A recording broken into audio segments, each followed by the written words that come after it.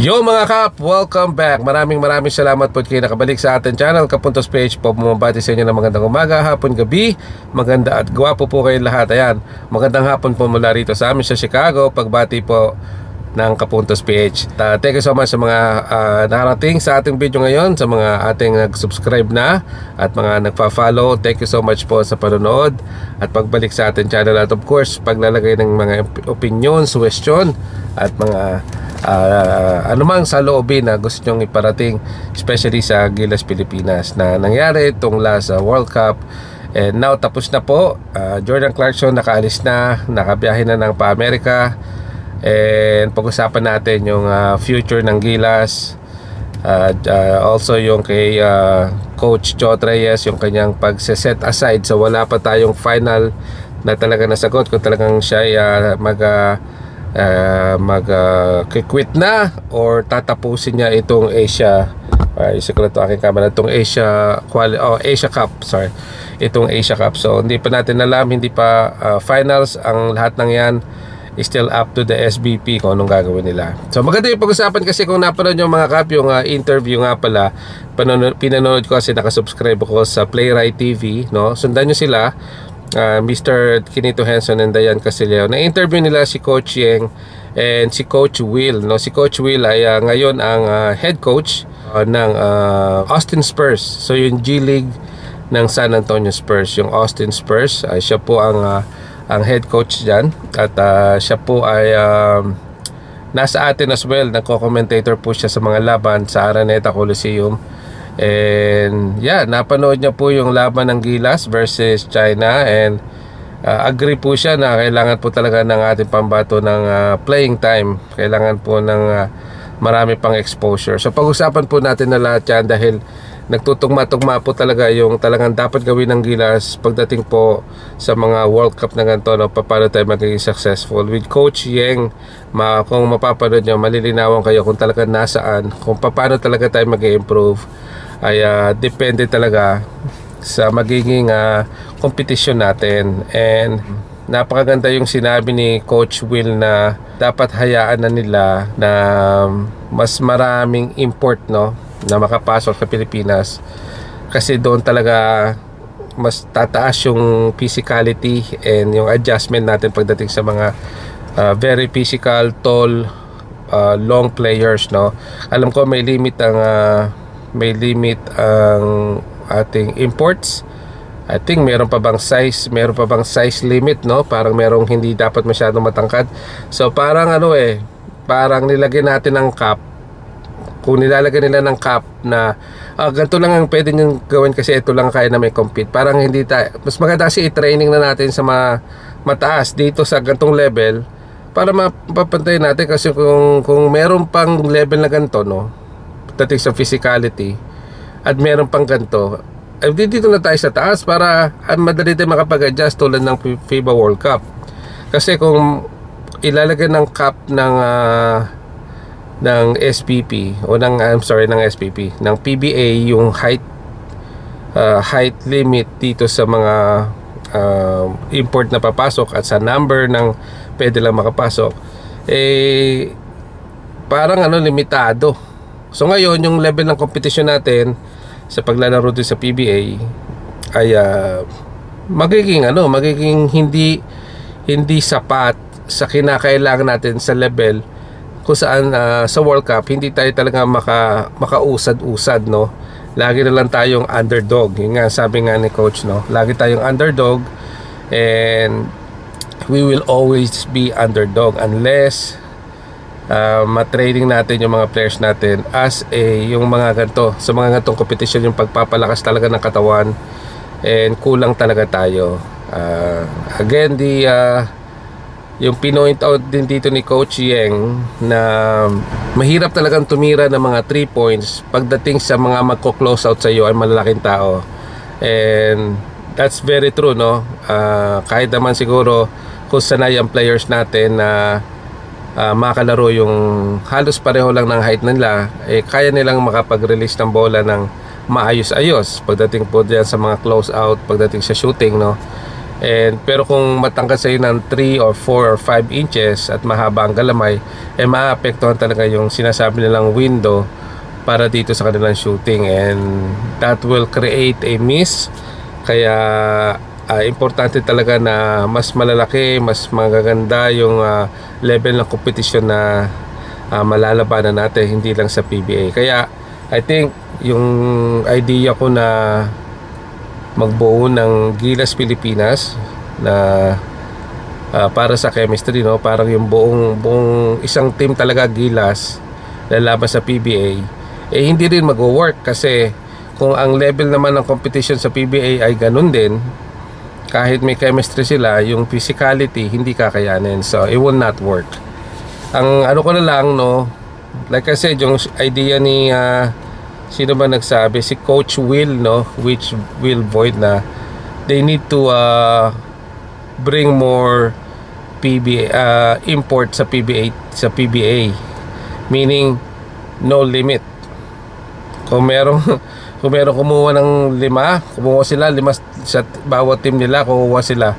Kasi doon tayo mga Pilipino makakapag-create ng talagang malalakas na players sa liga, sa competition. Kaya nga sinabi ko, organized sports pa lang dito sa US, no, malalaki na yung nakakalaban.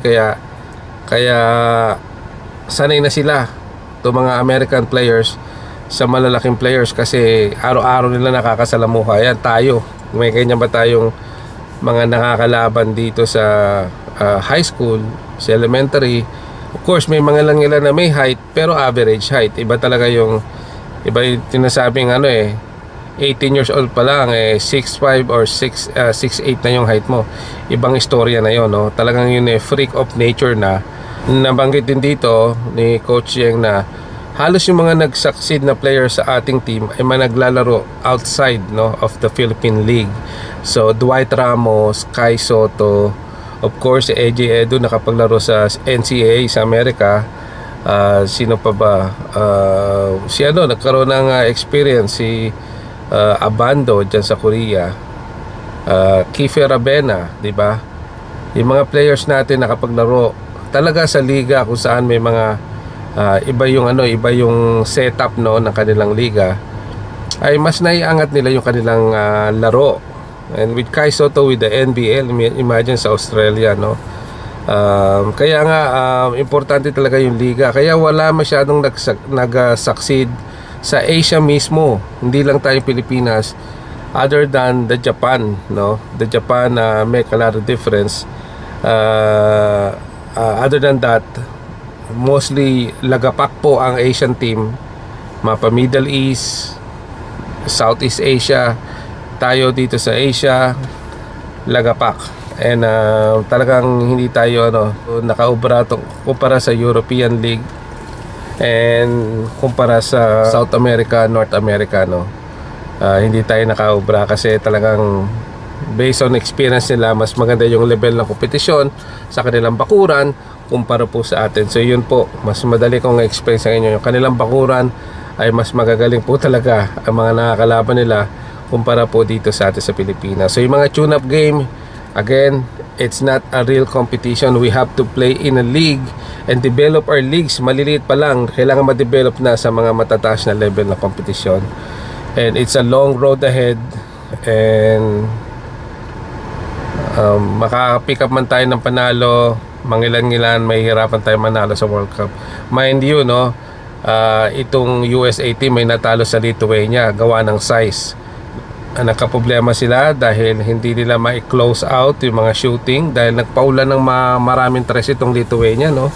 Pati inside and out maganda yung mga plays nila, pero natalo nila ang powerhouse na USA dahil sa small ball, no? At yan maraming mga fans din ang parang nagbigay na kanilang sentimiento dito kay Steve Kerr, no? Kung paano ang nangyari, kasi talagang select talaga itong mga players nito, mga young guns ng ito ang future ng basketball ng USA, no? Anthony Edwards, you got Tyrese Halliburton, you got Austin Reeves, sino pa bang nandyan, Jalen Bronson, everybody, yung mga magagaling na players natin, Paolo Banchero.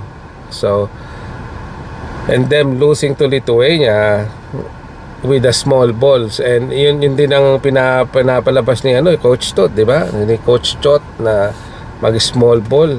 Dito mo gumagwardya si Dwight Howard kay kay Karl Anthony Towns. So anong klase yun, di ba? So doon mo makikita na talagang kulang talaga tayo, and sinabi ko na noon na ang liga sa atin ay hindi pa ganoon, hindi pa tayo ganoon talaga, wala pa tayo kumpara sa laruan sa ibang bansa, and we need to get imports come in.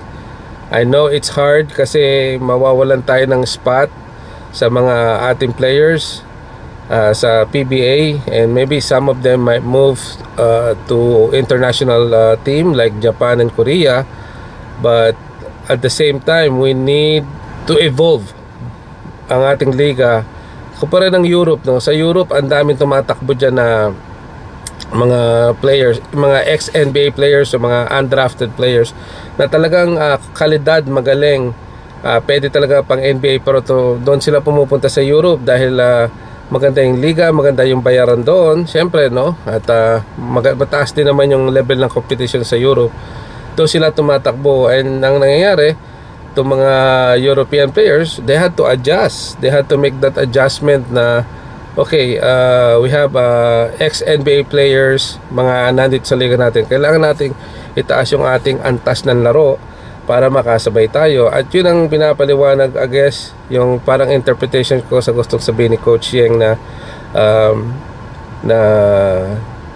it will take some time, and we always gonna be underdog kapag ganito yung sitwasyon natin, and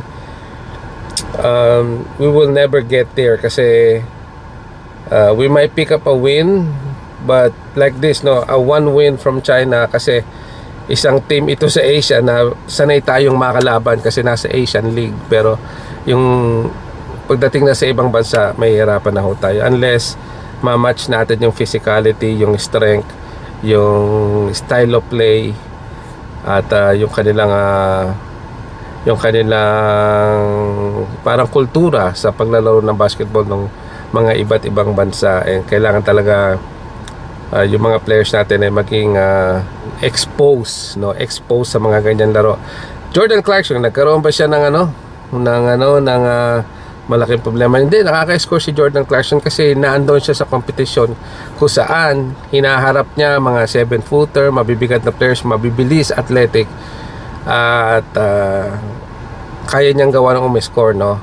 So yun ang nagagawa ng isang liga para ma-develop isang tao para ma-develop. Kaya Renz Abando should move to the US, really, kasi una, wala sa height, no, ang average height ni Abando kulang, pero mabilis, nasa kanya yung bilis tumalon, mabilis kumilos, maliksi, you know.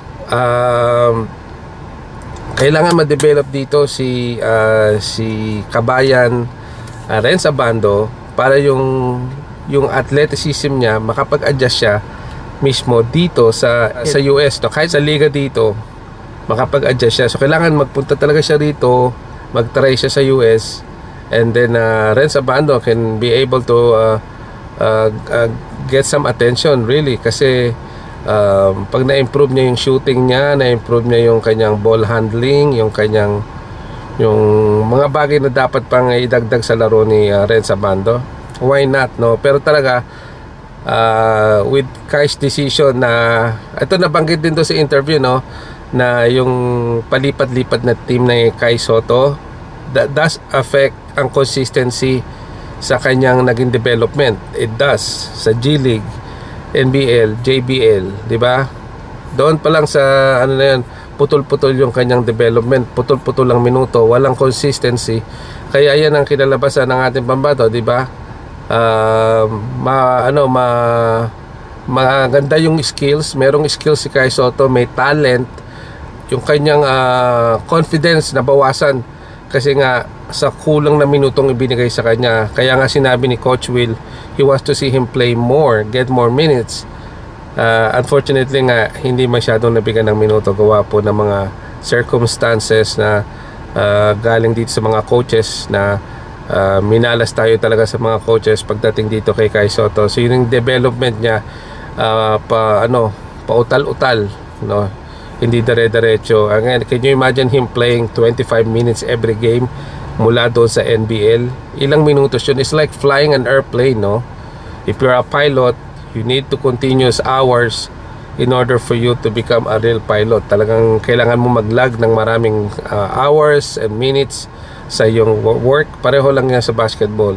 The more you sit down, the more yung confidence mo ay bababa. Gawa ng, again, you're all had this all in your head na yung mga gagawin mo, pero hindi mo magawa kasi nga yung coach mo ay walang tiwala sa iyong development o sa pwede mong mai-contribute sa iyong koponan. So again mga kap, lagay nyo po sa comment kung ano po sa palagay nyo. I think do we need to put a no limit imports? Kasi kung hindi tayo makapag-travel sa ibang bansa, bring them in, di ba?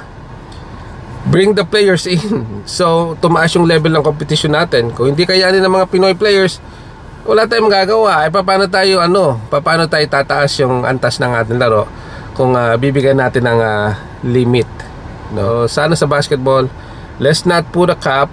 Let's have them match up with our players. I'm pretty sure kung magkakaroon tayo ng, ang bawat team naman magkakaroon din ng kanilang import players, and they can still win, but kailangan i-mix talaga natin sa local and mag-expand pa ng team. Kung kukulangin yung mga local players ng room para sa local players, mag-expand ng ibang team. Marami naman siguro mga franchise dyan na gusto makapasok sa PBA, no?